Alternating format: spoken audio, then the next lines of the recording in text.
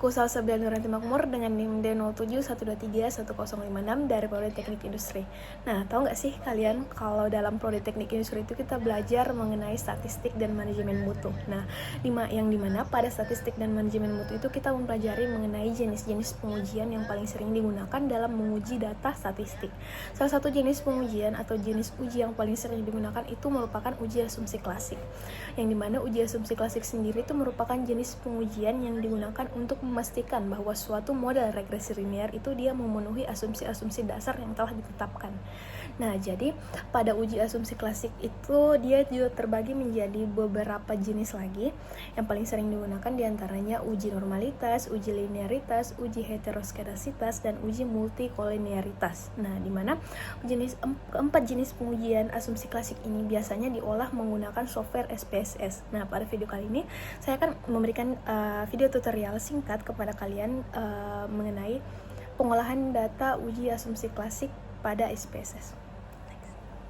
Untuk tutorialnya mungkin diawali dari sumber data yang akan saya masukkan atau akan saya lakukan uji asumsi klasik terlebih dahulu.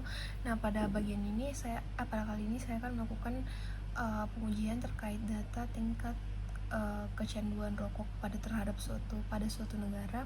Di sini saya mengambil 200 sampel, yang dimana X1 itu adalah umur seseorang mulai merokok, umur suatu responden mulai merokok untuk variabel X1.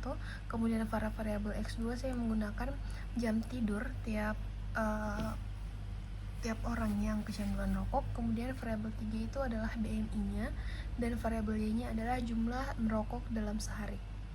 Nah, untuk pengolahan data pada bagian awal itu dilakukan pengolahan data uji normalitas. Nah, untuk uji normalitas itu kita masuk pada untuk variabelnya sudah saya masukkan ke dalam sini, dan untuk variabel view-nya dapat dilihat seperti ini. Nah, pada data view untuk uji normalitas bagian pertama itu kita masuk ke dalam analyze, terus regression, kemudian linear. Nah, pada bagian sini di dependent kita masukkan variabel Y. Kemudian pada bagian bawah sini kita masukkan 3 variabel X-nya. Nah, selanjutnya itu adalah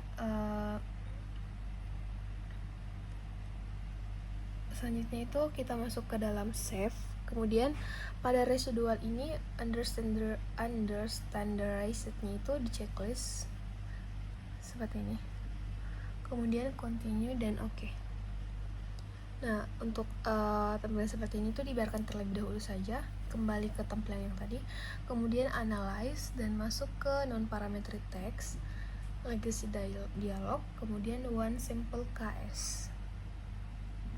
Nah, selanjutnya untuk tes variabel yang dimasukkan itu adalah Y, kemudian eksak. Pada bagian eksak itu diubah menjadi Monte Carlo dengan confidence level 95%. Continue, test distributionnya di checklist pada bagian normal, kemudian di oke. Nah, berikut telah didapatkan hasil terkait uji normalitas data. Nah, pada uji normalitas data yang dilihat itu adalah nilai signifikan pada bagian sininya. Jadi jika nilai signifikannya berada di atas 0,05, maka data tersebut diketahui terdistribusi normal. Nah, untuk datanya sini didapatkan 0,057, berarti dia di atas 0,05. Sehingga pada data tersebut itu didapat kesimpulan bahwa dia terdistribusi normal. Selanjutnya adalah mengenai uji linearitas. Nah, pada uji linearitas itu masuk ke analyze, kemudian compare means. Nah, dimasukkan seperti ini. Pada dependent list dimasukkan variabel Y, kemudian di sini dimasukkan 3 variabel selanjutnya, dan pada variabel option kita masukkan yang mean, dan di checklist test for linearity. Untuk yang ini ANOVA table dan eta itu opsional. Kemudian continue dan kemudian oke. Nah, untuk pada tes uji linearitas itu yang dilihat itu adalah hasil ANOVA table tiap. Di sini ada untuk kaitan variabel Y dengan X1, dilihat nilai signifikannya pada deviation from linearity-nya pada bagian sini. Nah, di sini didapatkan 0,730. Nah, syarat uji linearitas itu jika data dinyatakan linear jika nilai signifikan deviation from linearity-nya itu dia di atas 0,005. Jadi, di sini data di sini kaitan antara Y dengan X1 itu diketahui sudah berlangsung secara linear. Kemudian selanjutnya dilihat pada data kedua. Nah, ini Y terhadap X2 didapatkan hasil 0,902 yang berarti didapatkan kesimpulan juga bahwa dia berlangsung secara linear. Selanjutnya, pada bagian Y dengan X3 didapatkan nilai signifikan pada deviation from linearity-nya itu 0,462 sehingga didapatkan hasil bahwa ketiga variabel tersebut itu berlangsung linear terhadap variabel Y. Nah, selanjutnya adalah uji heteroskedasitas, yang dimana uji heteroskedasitas itu kita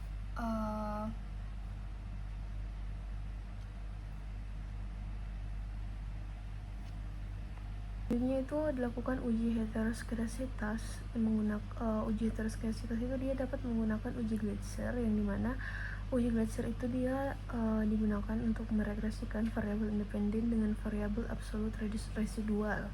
Nah, langkah-langkahnya itu dia masuk ke analyze, kemudian regression linear. Nah, kemudian pada bagian sini kita ubah saja jadi variabel Y.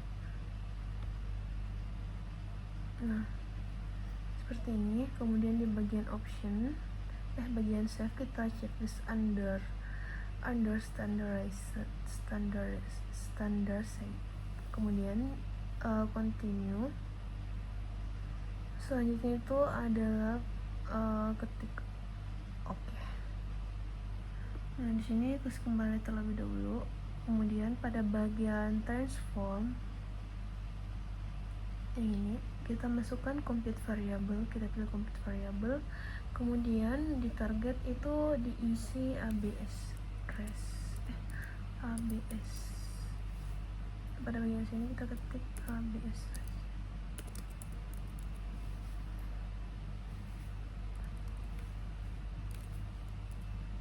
Nah, selanjutnya pada bagian sini itu kita isi pada bagian function itu diisi arithmetic sini, kemudian yang dipilih adalah ABS. Pada bagian dalam ABS-nya itu dimasukkan res 1, kemudian setelah itu diketik awk. ABS resnya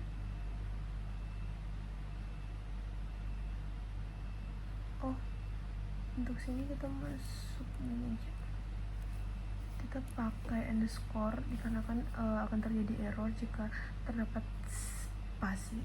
Nah, seperti ini. Kembali, ini dilakukan untuk mendapatkan nilai ABS res. Nah, selanjutnya itu kita masuk kembali ke analyze, kemudian regression pilih linear. Nah, setelah ini pada variabel dependent Y itu diubah saja menjadi ABS res. Ini dimasukkan, kemudian pencet OK.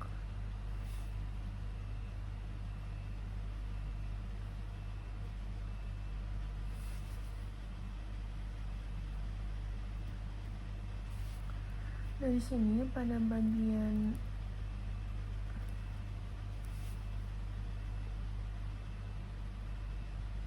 di sini dari uji hetero ini dapat diketahui bahwa data tersebut itu tidak terdapat atau tidak terjadi gejala heteroskedasitas karena nilainya itu dia terdistribusi secara merata dan tidak membentuk suatu tren atau membentuk suatu bentuk yang tidak diinginkan. Nah, untuk nilainya dapat dilihat pada tabel koefisien seperti ini. Untuk nilai signifikannya, jika didapatkan hasil di antara 0,05, maka data itu tidak berarti pada data tersebut tidak terjadi gejala heteroskedasitas. Nah, selanjutnya itu adalah uji multikoliniaritas, Nah, pada uji multikolonialitas itu dia masuk lagi di analyze, regression, kemudian linear. Nah, pada bagian sini itu kita bisa masuk langsung kepada bagian option, dan ini Y spreadsheet dimasukkan pada Y dan spread dimasukkan kepada X. Kemudian centang, jangan lupa untuk centang ini normal probability plot. Kemudian pencet continue dan save.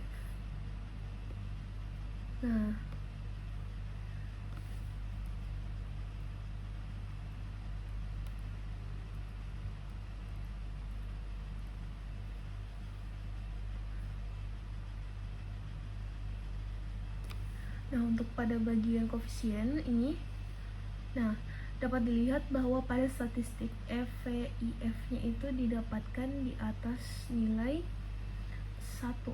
Nah, selain itu, untuk mengetahui bahwa data tersebut itu lolos uji multikolonialitas, data FVIF-nya itu harus di atas 1, jadi ini sudah terpenuhi. Kemudian pada nilai signifikannya itu dia di atas 0,05.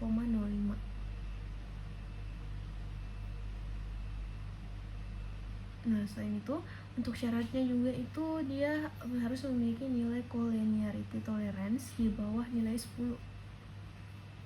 Nah, ini dia di bawah nilai 10. Nah, berarti diketahui bahwa data tersebut itu lulus uji multikolonialitas. Nah, mungkin sekian tutorial tutorial SPSS dari saya mengenai uji asumsi klasik. Mungkin sekian video tutorial singkat yang dapat saya berikan. Lebih dan kurangnya mohon dimaafkan. Wassalamualaikum warahmatullahi wabarakatuh.